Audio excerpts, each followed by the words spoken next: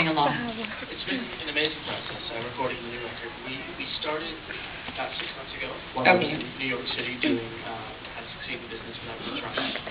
So we all kind of met there and began the writing process.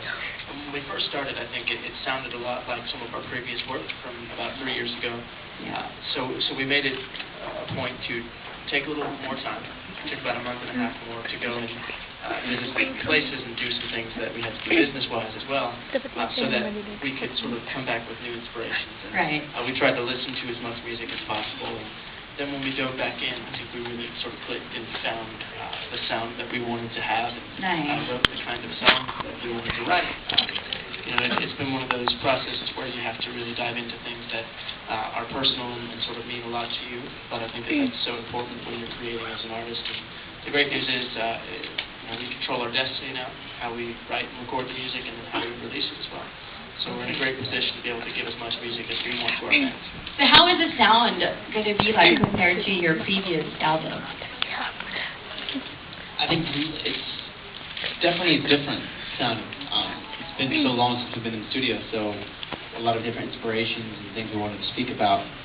And can't really get into specifics of what it sounds like because I want people to be able to hear it for themselves. But a lot of the lyrics, I feel like, are going to be almost a different change for a lot of people to listen to. It's also an evolution.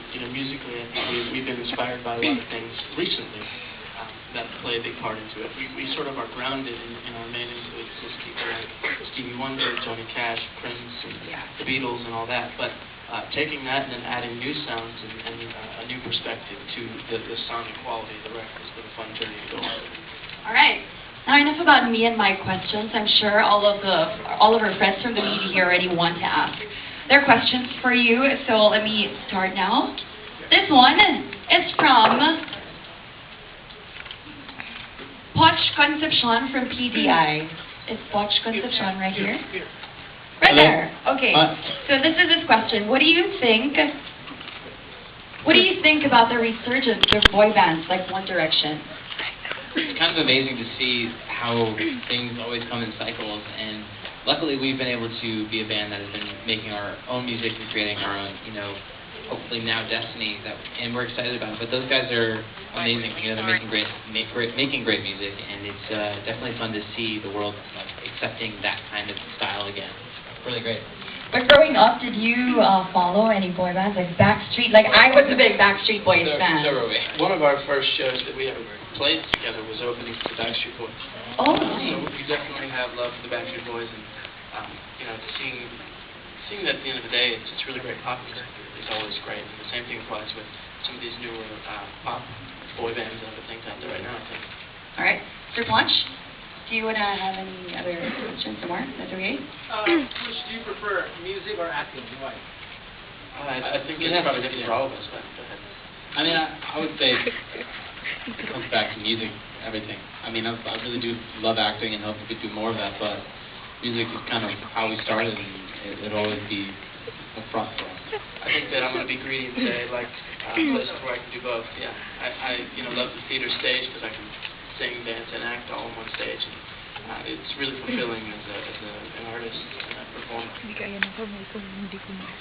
All right, now we move on to our second question. This is from Carla from PhilippineConcerts.com.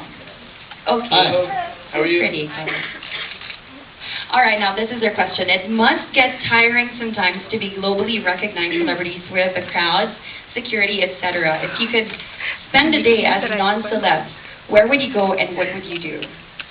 Luckily, we have a really good team of people around us to help us go and see and do things that I think would be more difficult living a public life. So they really help us. So we're able to see things and go do things as long as it's kind of set up beforehand. Like today, for instance, we went out and saw some of the city, and it was really great. Where did we go? Do you remember what's called? I don't. Describe it. The park. It's in. Oh, Rizal Park. Yeah. Oh, nice. A lot of kids running around. Kids and cats, actually. And other features as well. Okay, sir, do you want to have a follow-up, or you're fine with that? That's it. Thank you. Thank you. Yeah, we saw a big sign that said it's more fun to go camping. So is it? It Is it more fun in the More fun Philippines? so far. Sure. We'll wait till tomorrow night. Oh, you are going to be overwhelmed. So don't let me down, okay? Make sure you give enough love to the Jonas Brothers. Okay, now the next question is from Angela Ignacio, from Inquirer. And, okay, there's Angela. And she goes, is there a stigma to growing up from teen idols to mature artists? If so, how